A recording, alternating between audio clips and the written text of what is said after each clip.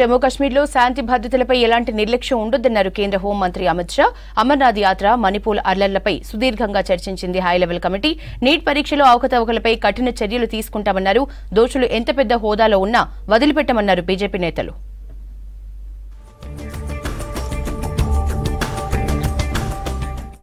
ఢిల్లీలో జమ్మూ కాశ్మీర్ భద్రతపై high level committee సమావేశం ముగిసింది. మొత్తం 2 రౌండ్లుగా సుమారు 5 గంటల పాటు వివిధ అంశాలపై చర్చించారు. మొదటి రౌండ్లో జమ్మూ కాశ్మీర్లో భద్రతా పరిస్థితులపై చర్చించారు. రెండో రౌండ్లో అమర్నాథ్ యాత్ర సంసిద్ధతపై సమీక్షించారు. అలాగే ఈశాన్య రాష్ట్రమైన మణిపూర్ అల్లర్లపై చర్చించినట్లు తెలుస్తోంది. జీరో టెర్రర్ ప్లాన్ ద్వారా కాశ్మీర్లో శాంతి భద్రతలు పునరుద్ధరించాలని అధికారులను ఆదేశించారు అమిత్ షా. సమీక్ష సమావేశంలో Ajit Doval, Jammu Kashmir LG Manoj Sinha, Manipur governor Anusuiya Uikey, army అధికారులు పాల్గొన్నారు.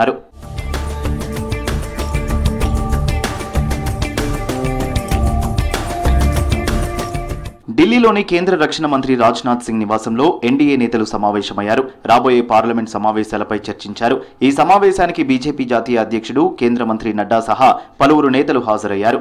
18వ లోక్సభ ఏర్పాటయ్యాక తొలిసారి పార్లమెంట్ సమావేశాలు జరగనున్నాయి. నీట్ అంశాన్ని ప్రభుత్వం సీరియస్ గా తీసుకుందన్నారు కేంద్ర విద్యాశాఖ మంత్రి ధర్మేంద్ర ప్రధాన్. 2 ప్రాంతాల్లో అవకతవకలు జరిగిన విషయం బయటపడిందని చెప్పారు.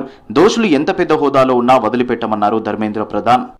सुप्रीम कोर्ट की सुझाव पे दूसरा 2 जगह पे कुछ गड़बड़ियों की भी ध्यान आई है। मैं छात्रों को और अभिभावकों को आश्वस्त करता हूं, उसको भी सरकार बड़े गंभीरता के साथ लिया है।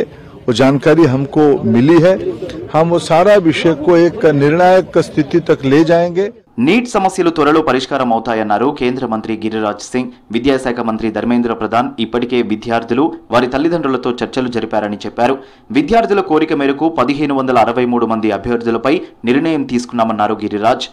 विद्यार्थियों के प्रतिनिधि, अभिभावकों के प्रतिनिधि सबसे बात की है, सौहार्दपूर्ण वार्ता हुई है और वो जो 1560 या 70 कुछ बच्चे हैं, उन बच्चों के ऊपर उन्होंने निर्णय लिया है, देश को बताया है और उन छात्रों के अनुरूप ही निर्णय लिया है. ఇందిరాగాంధీని మదర్ ఆఫ్ ఇండియా అనడంపై క్లారిటీ ఇచ్చారు కేంద్ర మంత్రి సురేష్ గోపి. తన వ్యాఖ్యలను కొందరు వక్రీకరించారని చెప్పారు. మనసులో ఏది దాచుకోనని తన కుటుంబం కాంగ్రెస్, జనతాదళ్, ఎస్ఎఫ్ఐలో పనిచేసిందన్నారు. దేశంలో కాంగ్రెస్ కు భరతమాత ఇందిరాగాంధీ అని చెప్పానని తెలిపారు. దేశ నిర్మాణంలో ఇందిరాగాంధీ కీలక పాత్ర పోషించారన్నారు.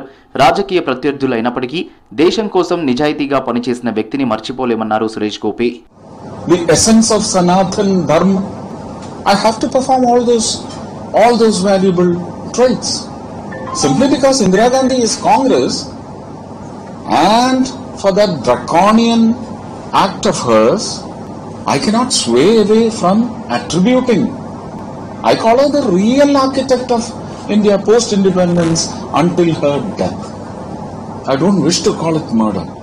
ఆప్ సర్కార్ అసమర్థత వల్లే ఢిల్లీ ప్రజలు నీటి కష్టాలు ఎదుర్కొంటున్నారని ఆరోపించారు పశ్చిమ ఢిల్లీ బీజేపీ ఎంపీ కమల్జీత్ సెహ్రావత్. ఢిల్లీలో చాలా చోట్ల పైప్ లైన్లు విరిగిపోయి నీళ్లు వృధాగా పోతున్నాయని చెప్పారు. నీటి కొరతపై ఢిల్లీ ప్రభుత్వం ఇతర రాష్ట్రాలపై నిందలు వేస్తోందని, తప్పంతా ఆప్ సర్కార్దేనన్నారు.